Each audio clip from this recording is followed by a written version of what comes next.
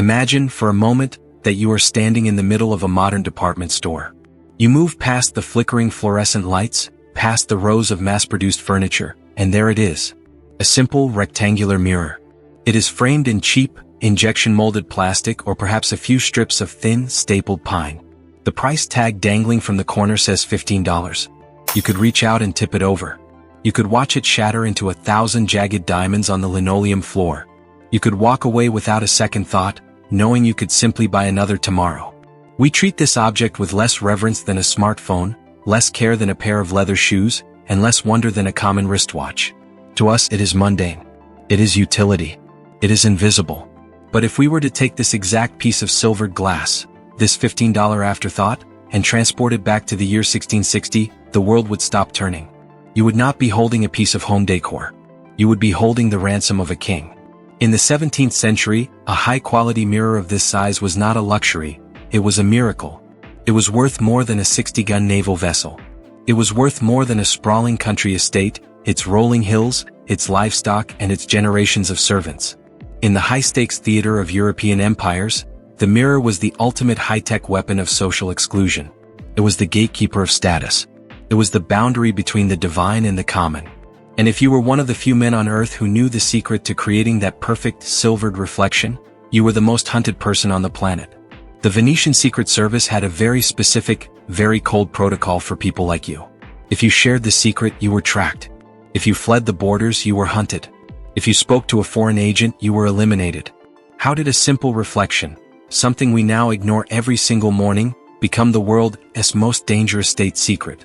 To understand the war for the mirror, we have to look past the glass.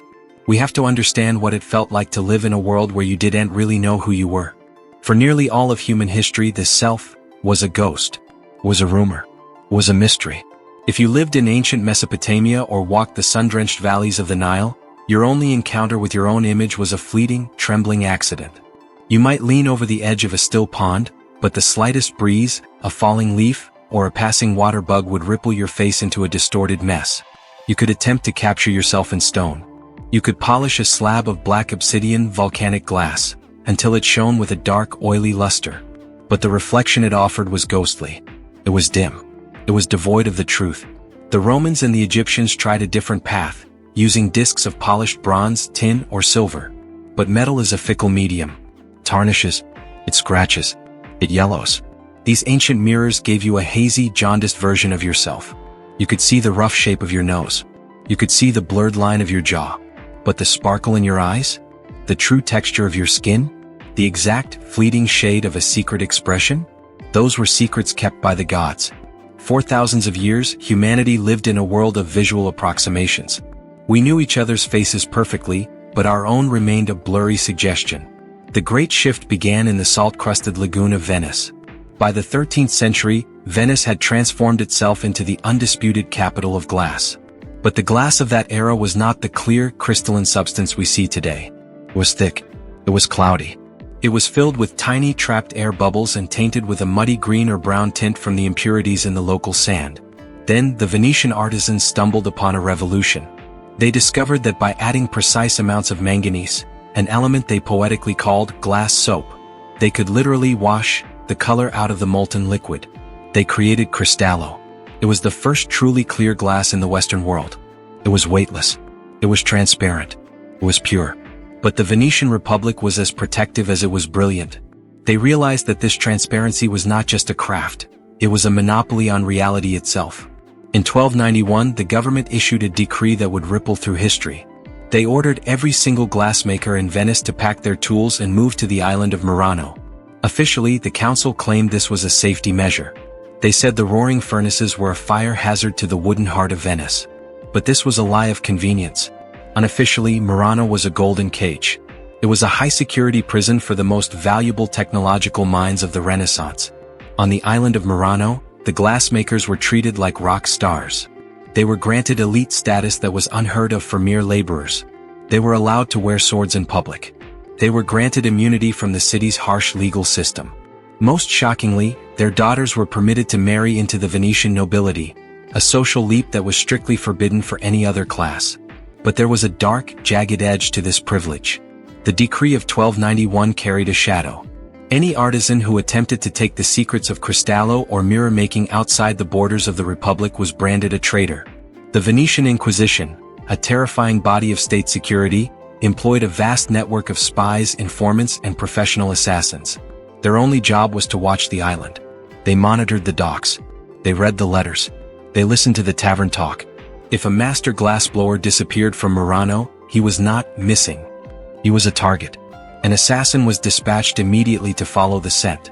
The message from the Venetian state was whispered in every workshop. Your talent belongs to the Republic. Your hands belong to the Doge. You may live in luxury, but you will die in Venice. The specific secret they were guarding with such bloodthirsty intensity was the mercury back. The Venetians had discovered how to apply an impossibly thin amalgam of tin and mercury to the back of a sheet of glass that had been ground perfectly flat. The result was a total disruption of human perception. For the first time in the history of our species, a human being could stand before an object and see a reflection that was indistinguishable from the real thing. It was crisp. It was bright. It was perfect. And because it was so difficult to manufacture without the glass cracking or the mercury bubbling, it was terrifyingly expensive. By the mid-1600s, this monopoly had made Venice the envy of the world. But that wealth had a side effect. It created a desperate, clawing hunger in the hearts of rival monarchs. And no one was hungrier than King Louis XIV of France. Louis XIV, the Sun King, was a man who understood the power of the image. He was building Versailles, a palace designed to be a physical manifestation of his absolute, godlike power. He wanted a place where light would become an instrument of statecraft. He wanted his Hall of Mirrors, a gallery so bright and so vast that it would dazzle every diplomat, every general, and every rival prince into total submission. There was just one problem. France was blind. French glass was still muddy, warped, and crude. To fulfill his vision, Louis would have to buy his mirrors from Venice. He would have to send mountains of French gold into the coffers of his rivals.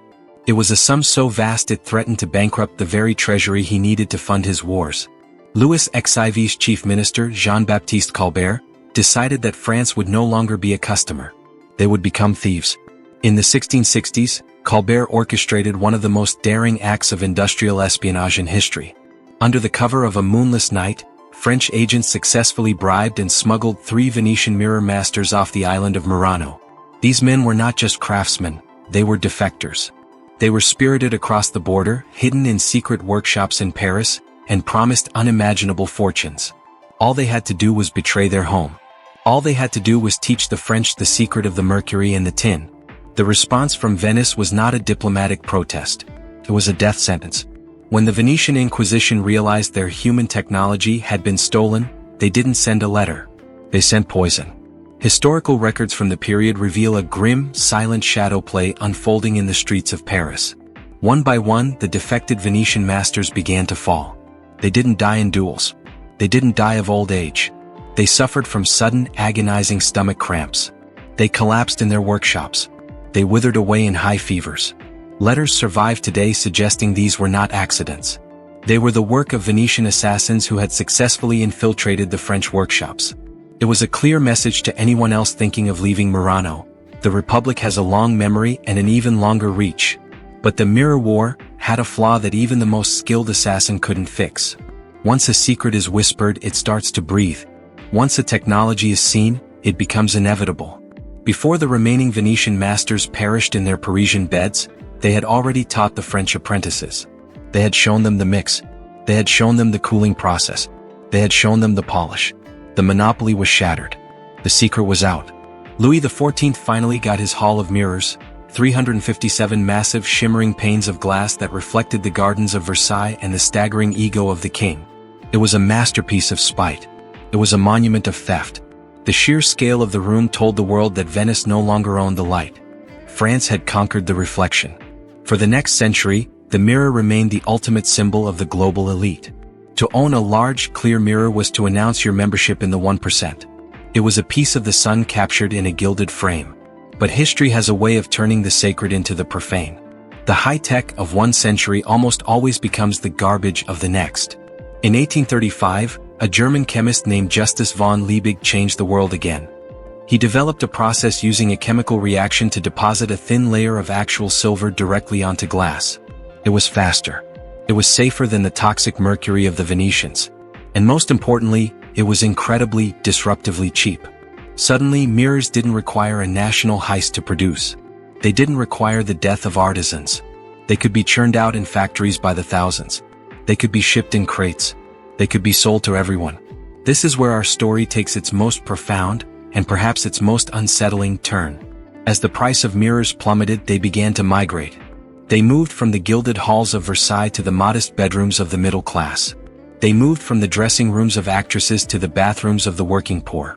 This caused a fundamental rewiring of the human psyche. Think about the psychological impact of this mass migration. For thousands of years, a human being was defined by how they were seen by others. Your identity was communal. You were a son, a blacksmith, a neighbor, a soul. But as the mirror became a standard household object, the human gaze turned inward. We began to spend hours every week staring at our own faces. We began to analyze our flaws. We groomed our hair. We checked our teeth. We perfected a look for the world to see. The mirror gave birth to modern individualism, but it also gave birth to a new, permanent kind of anxiety. We became the primary spectators of our own lives. We became our own judges. We became our own ghosts. The Venetian glassmakers died to keep the mirror a secret because they thought they were guarding wealth. They thought the value lay in the clarity of the glass and the shimmer of the tin. But the great irony of the mirror war is that the object only stayed valuable as long as it was rare. Once the secret was stolen, once the technology was democratized, the mirror became invisible. Today we are drowning in reflections. They are in our pockets. They are on our walls. They are in our elevators. They are embedded in the glowing screens of the phones we carry everywhere. We have achieved what King Louis XIV could only dream of, a world of perfect, infinite, effortless reflection. But in this world, the mirror has lost its power to signal wealth. Instead, it has gained a much more subtle, much more dangerous power. In the 1600s, people were desperate to see their own faces because it was a rare, holy privilege. Today, we cannot seem to stop looking even when we hate what we see. We live in the first era of human history where the self is always on display, yet we have never felt more disconnected from who we actually are. We broke the Venetian monopoly. We outran the assassins. We made the ransom of a king cost $15 at a local store. We won the war for the mirror. But as we stand in front of that cheap glass every morning, we have to wonder, did we win the reflection or did the reflection finally capture us? Perhaps those Venetian inquisitors weren't just protecting a manufacturing process. Perhaps, on some deep ancestral level, they understood a truth we have forgotten, that the ability to see oneself too clearly is a gift that should be handled with extreme caution. We spent 700 years trying to find a way to see our true reflection.